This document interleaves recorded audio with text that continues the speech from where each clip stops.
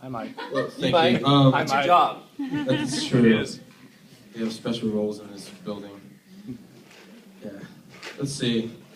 Boom. Beginning. All right. We'll put the Christian pastor mark away. It's like Christian culture now. If you preach anywhere, you have to have Starbucks. True, unless you're just super hipster, you don't do Starbucks.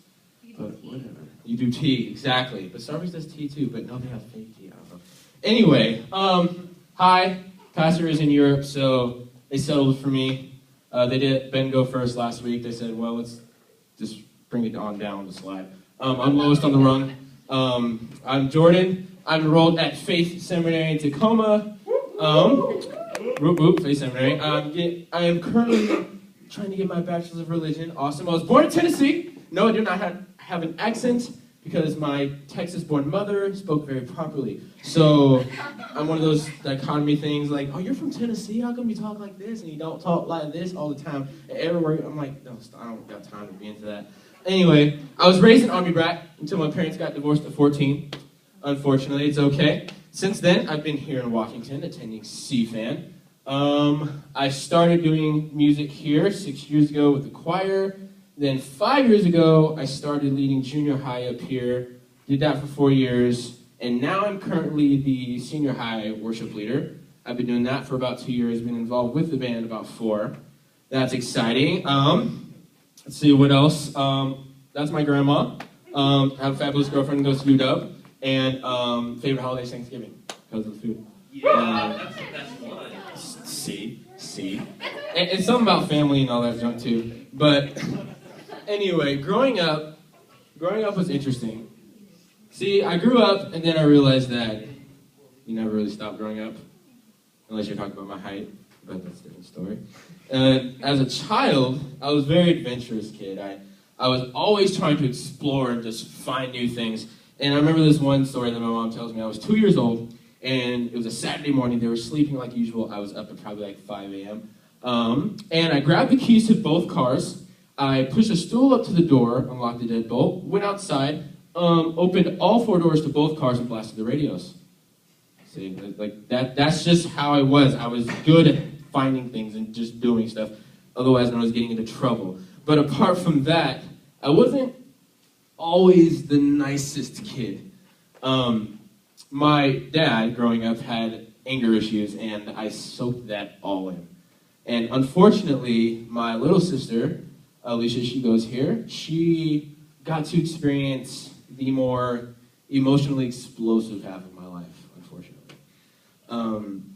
So yeah, I'd get annoyed about something unimportant, I'm sure, or maybe she just annoyed me and I'd yell at her, just ruthless, just mean.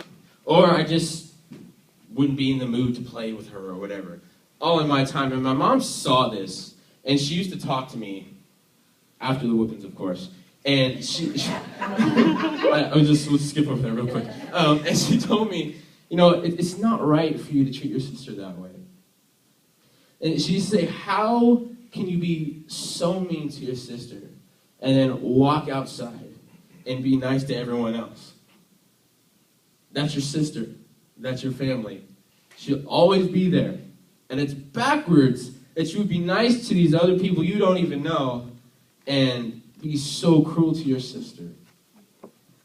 I didn't understand what she was talking about. I was like, she obviously was annoying and she did something to me sometimes, not all the time, but I didn't get it. And this concept really escaped me then, but I realized later, first of all, how mean I actually was, and then just how true that statement actually was, how much it just made sense.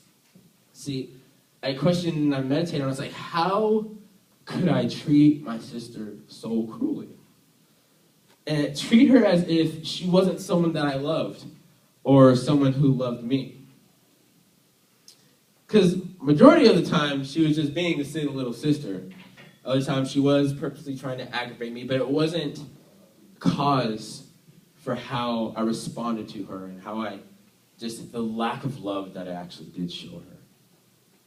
And see, it's interesting how in the same way, we, as those who are brothers and sisters in Christ, can treat each other with such a lack of love sometimes. I mean, on one hand, we push and we press at the task of loving God and loving others. But I think we have like this thing in our mind that others is totally talking about people who are unsaved. And yes, we should. We should love those who are not saved. Do not get me wrong. That is totally important.